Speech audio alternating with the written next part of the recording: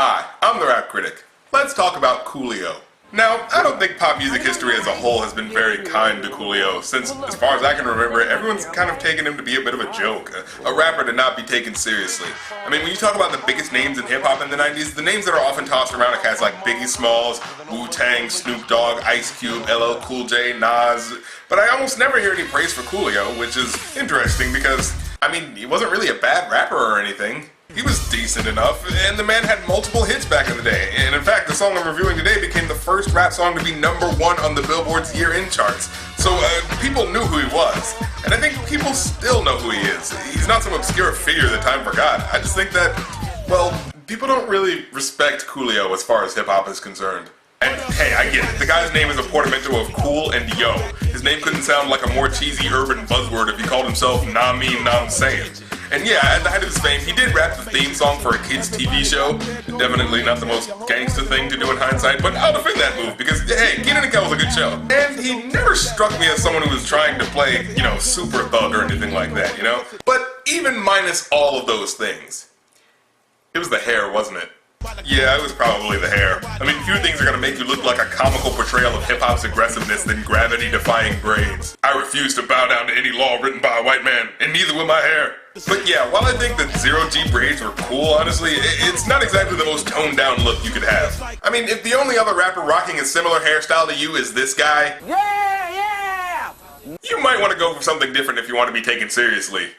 It's also not helping that, despite the fact that he's currently balding, he's decided to keep his braids up on the 2 little islands of hair left on his head. Dude, cut that off, man. Go out with some dignity. Oh, what? He's doing soundtracks for porn websites now? Alright then. And I will say that, in addition, it's not like Gangsta's Paradise was the only type of music he was making. His first hit was actually this.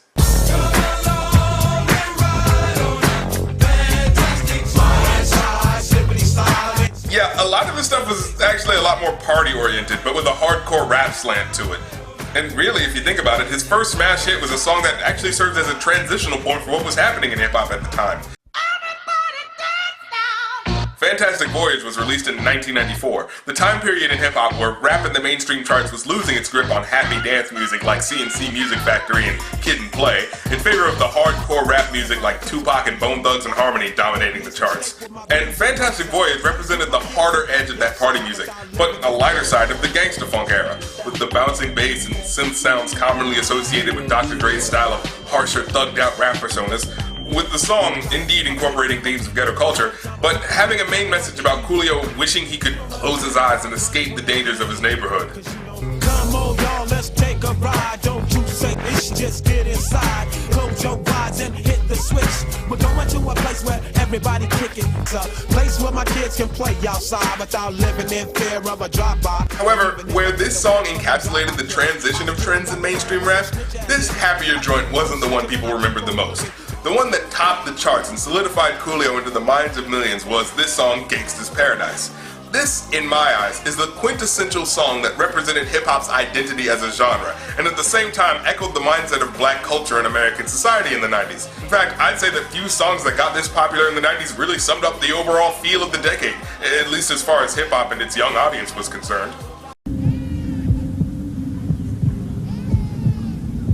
In addition to the song being good, this is quite an audacious music video too.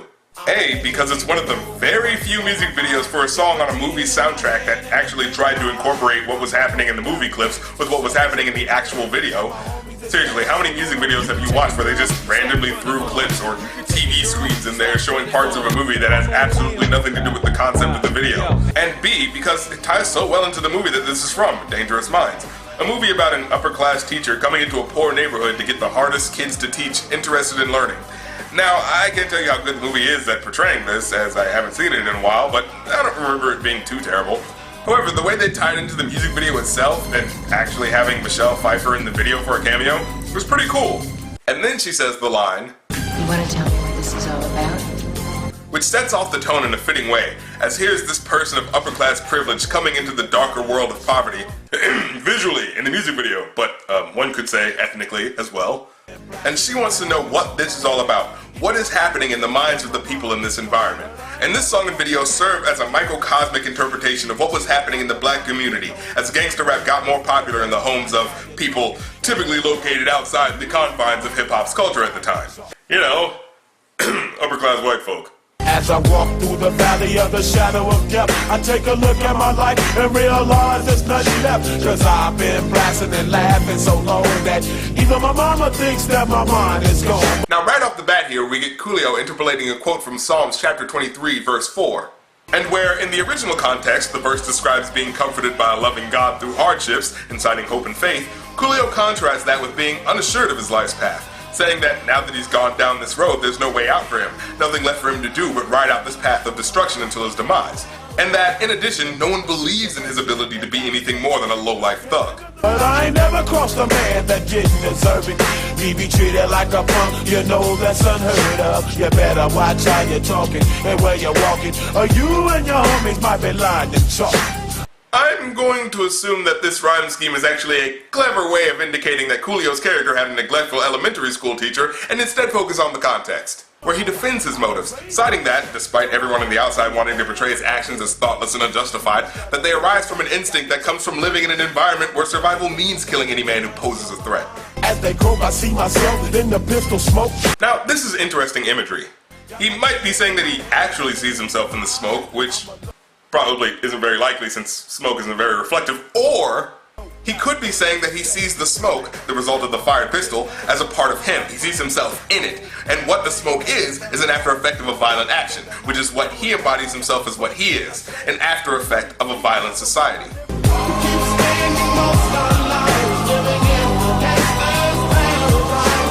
Going back to my point that this song encapsulated the 90s, we have a heavily sampled beat and chorus, which flips a Stevie Wonder song but gives it a darker, more sinister tint. And spending most of their lives living in a pastime paradise. You know, I really like when a song not only uses a sample, but changes the feel of it, as Stevie Wonder's original version sounds more cerebral and contemplative, as from what I can tell from its cryptic writing, it is about people who are obsessed with the past and waste their lives reminiscing on a time that might not actually have been as great as they thought it might have been, not focusing on the problems that are present in front of them, people who may be lost or insecure and are seeking something to comfort them, similar to the song quoted at the beginning of Coolio's verse. Now what do they do to flip it?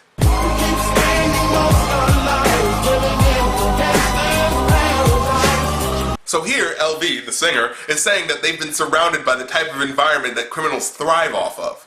Just as dead animals attract buzzards, the environment that they've been born into, the ghetto, attracts criminal activity. So when you're born into it, why wouldn't you get caught up in it? It doesn't matter what type of person you throw in it either. This environment we live in invites criminals based on the way it functions. So as you may have guessed, the word paradise is a subversion of what the word typically represents.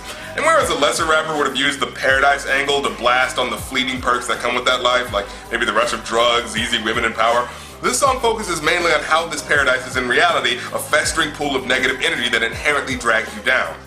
Look at the situation they got me facing. I can't live a normal life. I was raised by the street. And by saying that, I just inadvertently explained this line. So I gotta be down with the hood team. Too much television watching got me chasing dreams.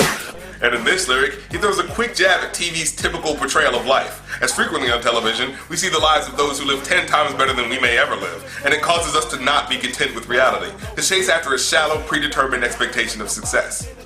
Power and the money and the power.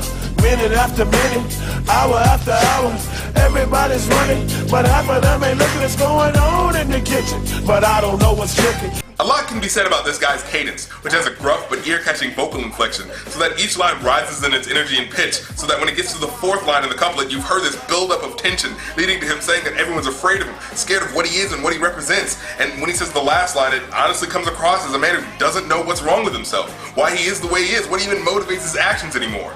And what really cranks this song up to what it represents is broken down in the last couple of lines.